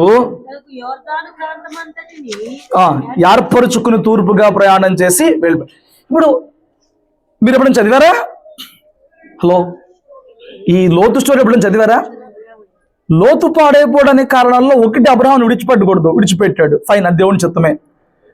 విడిచిపెట్టి ఎక్కడికి వెళ్ళాడు? విడిచిపెట్టి ఎక్కడికి వెళ్ళాడంటే, అయ్యా అమ్మా, విడిచిపెట్టి ఎక్కడికి వెళ్ళాడంటే, ఈ మాట చాలా జాగ్రత్త గుర్తుపెట్టుకో. కందులెత్తు చూశాడండి. అబ్రహాం ఒక ఆఫర్ ఇచ్చాడు, నువ్వు కుడికి వెళ్తే నేను ఎడమకి, నువ్వు తూర్పుకి వెళ్తే నేను పడమటికి, వేరే పదం. ఫస్ట్ చాయిస్ నీదే అన్నాడు. ఫస్ట్ చాయిస్ నీదే అన్నప్పుడు కందులెత్తు చూస్తేనంట, ఏమండి ఆ సొదొమ గొమొర్రా ప్రాంతాలు అంటే ఏదో తోటలా కనపడ్డాయి అంట. ఎలా కనపడ్డాయి? ఏదో తోటలా కనపడ్డాయి అంట కదా. అనిపించింది, నా మందలకి అక్కడ చాలా పచ్చికుంది, నా మందలు అక్కడ చక్కగా మేస్తాయి, నా మందలు అక్కడ హాయిగా ఉంటాయి అని చెప్పి ఏం చేశాడండి? సొదొమ గొమొర్రాకి వెళ్ళిపోయాడు. అతడు ఒక నిర్ణయం ఎలా తీసుకున్నాడనంటే, కంటిని వెంబడించి నిర్ణయం తీసుకున్నాడు. దీన్ని వెంబడించాడు. చూడండి, స్కూల్లో చేసే సహవాసం, జాబులో చేసే సహవాసం, నీ ఇంటి పక్కన ఉన్న సహవాసం, నీ నీ నీ ఏరియాలో ఉన్న వాతావరణం నీ ఆత్మీయ జీవితం మీద తప్పక ప్రభావం చూపించేది. ఆ ఎంపికలో నువ్వు చాలా జాగ్రత్త కలిగి ఉండాలి. నేను రోజు బైబిల్ చదివేవాడిని, నేను ప్రార్థన చేసేవాడిని, నాకేంటి అని నీ చుట్టుపక్కల చెడు వాతావరణం ఉన్నప్పటికీ ఉండటానికి లగ్జరియస్గా ఉందని, కంఫర్టబుల్గా ఉందని, అన్ని ఫెసిలిటీస్ ఉన్నాయని అడ్జస్ట్ అయిపోతాకి ఇష్టపడితే నీ ఆత్మీయ జీవితం ఒక రోజున కుప్పకూలిపోద్ది. ఎంత కుప్పకూలిపోద్దనంటే, దేవుడు నీ గృహంలోనికి రావడానికి ఇష్టపడనంతగా ఆ రోజు దేవదూతలు ఇంటి బయట మిగిలిపోయారు. అవునా కదా? నడి వీధిలోనే ఉంటాం రాత్రికాలం అని చెప్పని ఏమండి నిర్ణయం తీసుకుని కూర్చున్నారు, బిడాయించి కూర్చున్నారు. వాళ్ళు ఎంతో బలవంతం చేస్తే తప్ప ఇంట్లోకి రాలేదు. ఎందుకు రాలేదు? కంటికి పచ్చదనం ఉంది కానీ పట్టణం అంతా పాపమే ఉంది. కంటికి పచ్చగా ఉంది, నీకు అక్కడ జాబ్ దొరికిందనో, నీకు లేకపోతే ఏదన్నా వ్యాపారం ఉందనో, నువ్వు ఫైన్, నువ్వు ఉండు. కానీ నువ్వు ఉన్న చోట పాపం ఉన్నప్పుడు దూరంగా పారిపోవాలి. నువ్వు ఉన్న చోట పాపం ఉన్నప్పుడు నీ వృత్తిని మార్చుకోవాలి. నువ్వు ఉన్న చోట పాపం ఉన్నప్పుడు నీళ్ళు మార్చేసుకోవాలి. ఈ రూపాయి కన్నా విలువైంది జీవితం, రూపాయి కన్నా విలువైన దేవునితో మనకున్న సహవాసం. అవునా కదా? ఈ పెద్ద మనిషి మీకు మాట చూపిస్తాను, రండి, వింటారండి? కొందరు ఎనర్జీ అయిపోయింది, అందుకే నా బాధ. కొందరేమో ఆకలితో ఉన్నారు. 2 పేతురు పత్రిక 2:6 చూడండి. మరియు ఆయన సొదొమ గొమొర్రాలను పట్టణములను భస్మము చేసి ముందుకు భక్తిహీనులు గల వారికి వాటిని దృష్టాంతముగా ఉంచుటకై వాటికి నాశనము విధించి దుర్మార్గుల కామ వికారయుక్తమైన నడవడి చేత బహు బాధపడిన నీతిమంతుడకు లోతును తప్పించాడు. సరే, తప్పించాడు, పక్కన పెట్టు. మళ్ళీ చూడు, వారి మధ్యలో కాపురం ఉండి. ఎక్కడ కాపురం ఉన్నాడు? ఏం చేశాడు? తాను చూచిన వాటిని బట్టి వినిన వాటిని బట్టి వారి అక్రమమైన క్రియల విషయములో దినదినము నీతిగల తన మనసు నొప్పించుకొని చున్నాడు. ఎందుకు వదిలేసి రావచ్చు కదా? చదివేటప్పుడు లేఖనాలు. సొదొమ గొమొర్రాలో ఉన్నాడండి, పాపిష్టి ప్రదేశం, కామ వికారయుక్తమైన మగవాళ్ళతో పాపం చేస్తున్నారు, ఆడవాళ్ళతోనే పాపం చేస్తున్నారు, వివాహంతో నిమిత్తం లేకుండా ఉన్నారు. చిన్న పిల్లలు వచ్చి, దేవదూతలు వచ్చినప్పుడు చిన్న పిల్లలు సహా ఏమంటే మేము కోడాలు తీసుకురా బయట అని చెప్పని ఏమంటే గోల్ చేశారు. పాపం భయంకరమైన స్థితిలో సొదొమ గొమొర్రా పట్టణాలు ఉన్నాయి. ఆ రోజే కదా, ఈ రోజు అదే పరిస్థితిలో ఉన్నారు. కొన్ని రాష్ట్రాల, కొన్ని దేశాల కోర్టులు ఆ మ్యారేజెస్ని గే మ్యారేజెస్ కానీ, లెస్బియన్ మ్యారేజెస్ కానీ లీగల్ అని చెప్పని వాళ్ళు తీర్పిస్తున్నారు అన్నమాట. చేసుకోవచ్చు అని అంటున్నారు. మగవాళ్ళని, ఆడవాళ్ళని. సృష్టికి విరుద్ధమైన వివాహాలకు చోటిచ్చేస్తారు. అలాంటి పరిస్థితుల్లో అక్కడ లోతున్నప్పుడు పారిపోయి బయటకు వచ్చేయాలి. పిల్లల్ని తీసుకుని పారిపోయి బయటకు వచ్చేయాలి. ఆ ప్రభావం కదా ఆ పిల్లలు తండ్రితో పాపం చేయడం. ఆ ప్రభావం కదా లోతు బారి అడుగురి చూడడం. బయటకు వచ్చేయాలి. దినదినము నొప్పి పుట్టించుకున్నాడు హృదయాన్ని. మళ్ళీ అక్కడే ఉంటున్నాడంట. ఎందుకండి? దినదినము నొప్పి పుడుతుందంట. వదిలే, ఆ జాబ్ వదిలే. ఇప్పుడు ఏమైంది? ఆ పాపిష్టుల మధ్య నీ ఆత్మీయతను కాపాడుకోలేక, వాళ్ళు మార్చలేక ఎందుకు ఆ నలుగుడు వదిలిపడే? దేవుడు ఇంకోటి చూపించలేడు నీకు. అది వదిలి రాలా, జీవితం నాశనం అయిపోయేవారు కొందరు అంతే. వాళ్ళు ఉన్న స్థితిలో, వాళ్ళు ఉన్న చోట అలాగా ఆ చుట్టుపక్కల ఎలాంటి పాప పరిస్థితి ఉన్నా వాళ్ళ కంటితో ఆల్రెడీ ఫిక్స్ అయిపోయి నిర్ణయం వచ్చారు. కాబట్టి ఇప్పుడు వెనక్కి వస్తానికి నామోషి. లోతు వెనక్కి రాలేడు, ఇప్పుడు నామోషి. వదిలేసి వెళ్ళవు కదరా పనోళ్ళు, ఆ పక్కన వాళ్ళు ఎక్కడెత్తారు కదా. మా వాందనం కాదని వెళ్ళాడు, దిక్కులేక వెనక్కి వచ్చాడు. ఏం వస్తే కదా మాటలు, వస్తే వచ్చినాయి. నీ కుటుంబం నాశనం అవ్వకుండా, ఒక సిద్ధమైన జనాంగానికి జన్మనివ్వకుండా నువ్వు ఉండేవాడివే కదా. హల్లెలూయా. ఏమండి, నీ పిల్లల మీద ఆ చుట్టుపక్కల ఉన్న వాతావరణ ప్రభావం ఉంటుంది. కంటికి బాగుంది కదా అని చెప్పని ఎక్కడ పడితే అక్కడ స్థిరపడిపోయే ప్రయత్నం నువ్వు చేయమాకు. కంటికి నచ్చింది కదా అని చెప్పని ఆ ప్రయత్నాలు చేయమాకు. హల్లెలూయా. స్తోత్రం చెప్పండి. నేను అంటున్నాను, నీ కంటిని నీ హృదయం వెంబడించకుండా కంట్రోల్ చేసుకోవడం నీకు వస్తుందా? పౌలు గురించి చూసుకుంటే, పౌలు కళ్ళనేమో నశించిపోతున్న పట్టణాలు, నశించిపోతున్న ఆ ప్రజల యొక్క పాప పరిస్థితి, సౌలు కంటికేమో ఇలాంటివి కనబడుతున్నాయి. ఏమండి, ఈ భక్తులకేమో కంటికేమో ఇంపైనే కనబడుతున్నాయి. ఒక క్రైస్తవుడికి రోడ్డు మీదకి వెళ్తే నువ్వేం గమనించుకొస్తున్నావు? ఆ షాప్లో ఆ బట్టలు ఉన్నాయి, అక్కడ ఆ బైక్ ఉంది, అక్కడ ఆ కారు ఉంది, అక్కడ ఆ ఇల్లు అందంగా ఉంది. ఇవే చూస్తావా? లేకపోతే బయట పాప ప్రపంచం ఎట్లా ఉందో చూసి ఏమన్నా జాగ్రత్త పడటానికి ప్రార్థన చేసుకుంటే కష్టపడతావా? ఏవి వేసుకుని వస్తావు ఇంటికి వచ్చే లోపు? ఏవి ఏమండి ఫోటోలు తీసుకొస్తావు నీ కళతో? ఏవి వీడియో తీసుకొస్తావు నీ కళతో? ఆ చెత్తంత లోపల ఉండిపోద్ది. స్తోత్రం చెప్పు. నువ్వు దేన్ని అధికంగా చూస్తున్నావో దాన్ని ఇష్టపడుతున్నావు అని అర్థం. దేన్ని ఇష్టపడతావో దాన్ని చేయడానికి నువ్వు ప్రయత్నం చేస్తావు. నువ్వు ఏది ప్రయత్నం చేస్తావో దానికి అలవాటు పడతావు, దేనికి అలవాటు పడతావో దానికి బానిస అయిపోతావు.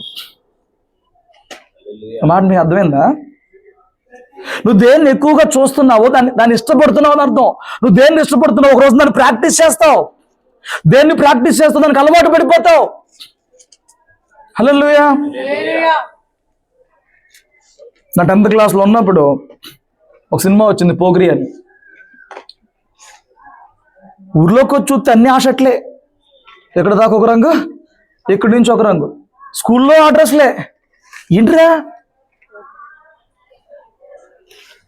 చూశారు, మళ్ళీ చూశారు, ఒకటి 10 సార్లు 15 సార్లు చూశారండి.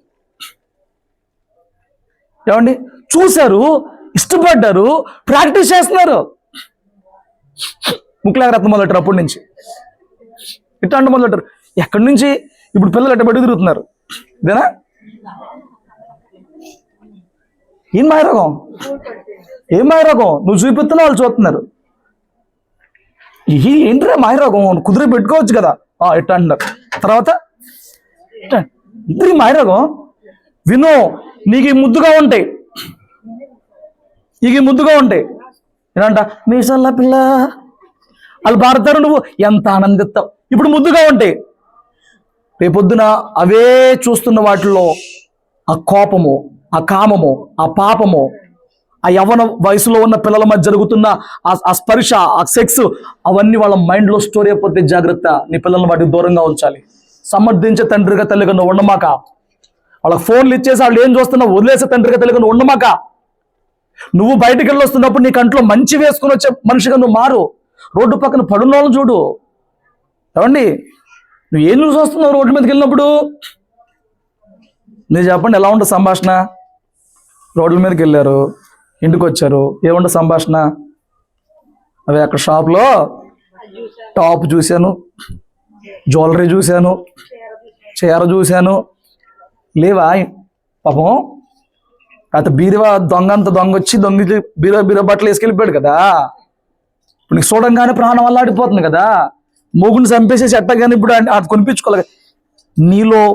నీలో ఉన్న ఈ ఆశలే నీ తర్వాత తరంలో కూడా పడిపోతూ ఉంటాయి.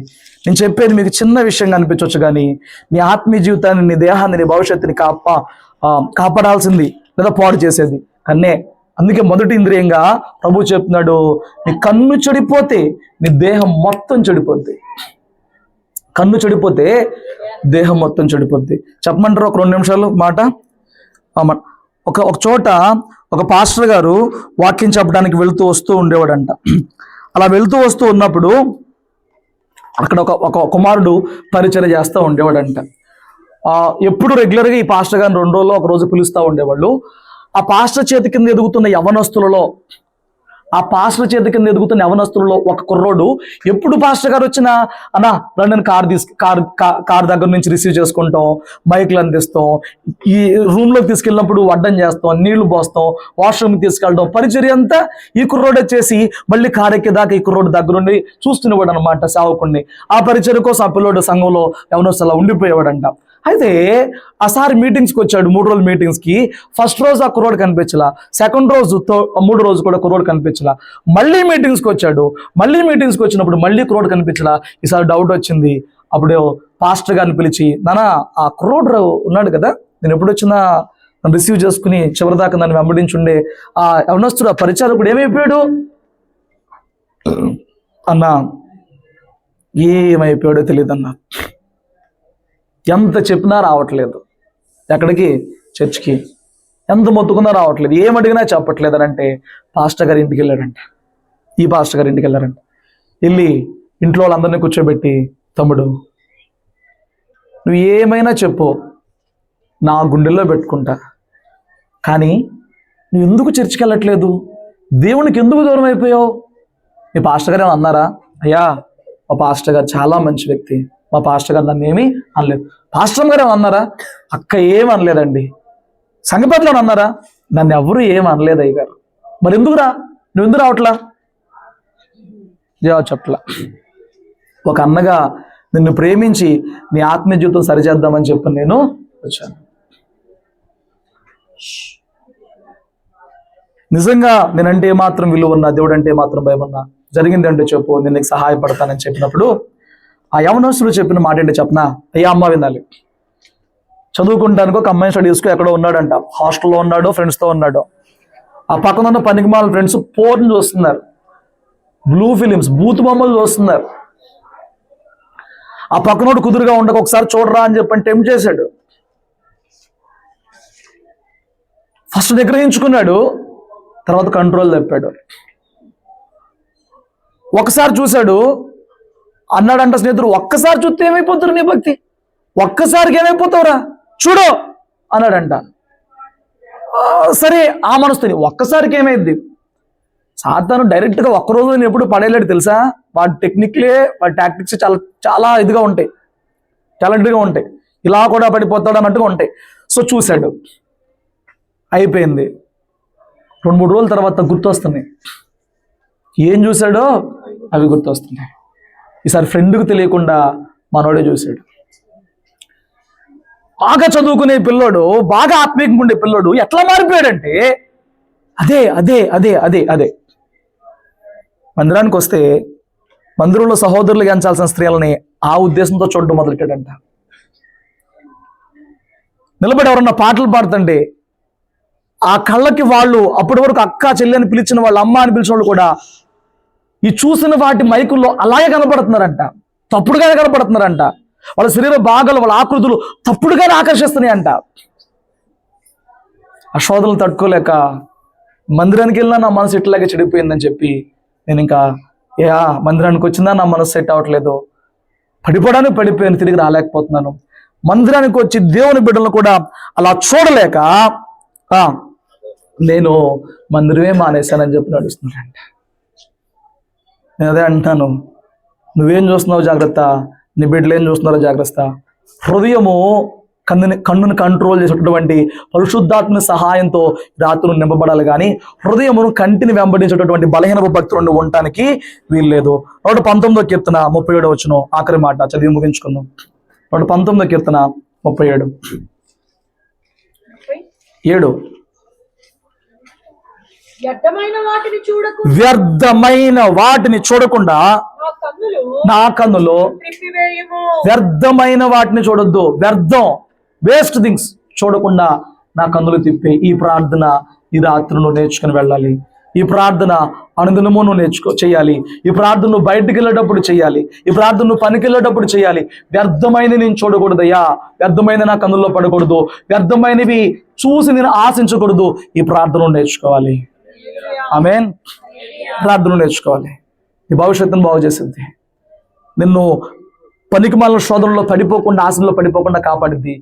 వ్యర్థమైంది నీ కన్ను వెంబడించకుండా, అనుసరించకుండా నీ హృదయం కంట్రోల్ చేసిద్ది. నువ్వు ప్రార్థన చేస్తే జరిగిద్ది. ప్రార్థన మూలంగా తప్ప ఏ పాపాన్ని ఏ రీతిగా కూడా నువ్వు జయించలేవు. గుర్తుపెట్టుకోండి. ముగిస్తాను. ఏం ప్రార్థన చేయాలండి రాత్రి మనం? ఫిలిస్తీన్కి వెళ్ళి దాన్ని చూస్తాడు, ఆ పెళ్లి పటాకులు అయిపోయింది, పెళ్లి క్యాన్సిల్ అయిపోయింది. ఇప్పటికన్నా బుద్ధి రావాలి, నేను దేవుని పెట్టింది, నా జీవితం ఇట్లా అయిపోయింది, ఇప్పటికన్నా తిన్నగా ఉందామని. తిమ్నాథ్కి వెళ్ళి దాన్ని చూస్తాడు, షోరేక్లోకి వెళ్ళి దాన్ని చూస్తాడు. ఇక అదే అలవాటు, చూడటమే. ఆ అమ్మాయి బాగుంది, ఆ అమ్మాయి బాగుంది, చూడటమే. ఏమండి, పిల్లల చేతుల్లోకి ఫోన్లు వచ్చేస్తున్నాయి, జాగ్రత్త.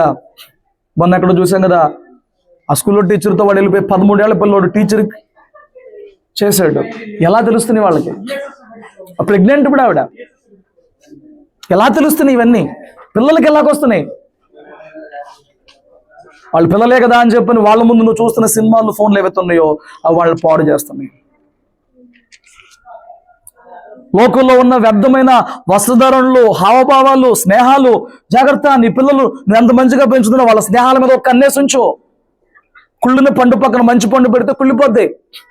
వాళ్ళ స్నేహాల మీద కొంచెం నువ్వు కన్నేసి ఉంచు. వాళ్ళు ఎవరితో స్నేహం చేస్తున్నారు, ఏమేమి చూస్తున్నారు. హల్లెలూయా. రాత్రి మనం ఎలా ఈ ప్రార్థన నేర్చుకోవాలి? వ్యర్థమైన వాటిని చూడకుండా నా కన్నులు తిప్పేసుకోవాలంతే. నీ కళ్ళ ముందు ఎలాంటి పరిస్థితి ఉన్నా, ఎంత అందమైనది ఉన్నా, ఏమండి ఎంత వస్తువు ఉన్నా, నీ కళ్ళ ముందు ఎంత విలువైన కనబడుతున్నా ఆశపడకూడదు. అది ఎలాంటిదైనా ఎవరిని ఆశపడకూడదు. రోడ్డు మీద ఎలాంటి వస్తువు కనపడినా అది ఎవరిదో వెతికిచ్చే బుద్ధి రావాలి తప్ప ఆశపడకూడదు, దోచుకోకూడదు, ఆశ రాకూడదు. ఆకాను ఆశపడ్డాడు, జీవితం నాశనం అయిపోయింది. సౌలు ఆశపడ్డాడు, కళ్ళతో చూసి ఆ గొర్రెలను ఎందుకు చంపేయాలి, దేవుని బలిర్పిద్దాం ఆశపడ్డాడు, పాడైపోయాడు. ఆ షకేం అనేవాడు ఆ కుమార్తె చూసి ఆ కోరికలు ఆపుకోలేకపోయాడు, ఆశపడ్డాడు, పాపం చేశాడు, రాజ్యమే పాడైపోయింది. సంసోను ఆశపడ్డాడు, కంటిని జయించలేకపోయాడు, పాడైపోయాడు. దావీదు ఒక రాజు, కంటిని జయించలేకపోయాడు, జీవితంలో ఒక పెద్ద మచ్చ, 4 కుమారులు కోల్పోయాడు, కంటిని జయించలేక. అప్పటికే 18 మంది ఉన్నారు, భార్యలు ఉపపత్నులు అందరూ కలిపి 18 మంది ఉన్నారు ఆయనకి. స్టిల్ నేను అందుకే చెప్పా, చిన్న పెద్ద ఈ విషయంలో ఎవరికి తాడలేదని. స్టిల్ ఆయన చూపుని డైవర్ట్ చేసుకోలేకపోయాడు.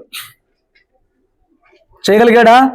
చేయలేకపోయాడు. అదే అందం మోసకరం, కానీ అందం అట్రాక్ట్ చేసింది. అందంగా కనపడే ప్రతిదీ కూడా మంచిది కాదు. వస్తువైనా, ఏమండి, వాహనమైనా, ధనైనా, నగైనా, బట్టలైనా, ఇల్లైనా, వాకిలైనా, మనిషి అయినా, అందమైనది ఏది కూడా మంచిది కాదు. అందంగా కనబడే ప్రతిదీ కూడా మంచిది కాదు. కాబట్టి దేవుని వాక్యం ఇలా నేర్పిస్తుంది, వ్యర్థమైన వాటిని చూడకుండా నా కన్నులు తిప్పివేయి. వ్యర్థమైనవి చూడకుండా నా కన్నులు తిప్పివేయి. దేవుడి మాటలు దీవించుగాక. ప్రార్థన చేసుకుందాం.